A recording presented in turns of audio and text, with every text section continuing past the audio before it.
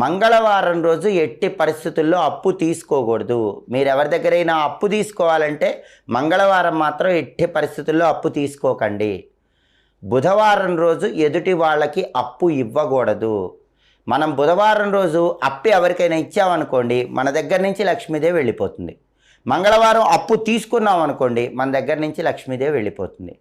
అలాగే తామర పూలు, బిల్వపత్రాలు, ఈ రెండు కూడా లక్ష్మీదేవికి చాలా ప్రీతిపాత్రమైనవి.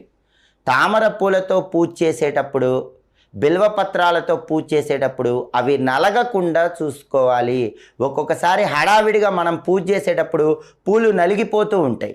తామర పూలు ఎట్టి పరిస్థితుల్లో నలగకూడదు. మారేడు దళాలు ఎట్టి పరిస్థితుల్లో లక్ష్మీ పూజ చేసేటప్పుడు నలగకూడదు. అలాగే చాలామంది స్నానం చేసేటప్పుడు చేసే తప్పేంటంటే పాదాలు ఒకదానితో ఒకటి రుద్దుతూ స్నానం చేస్తారు.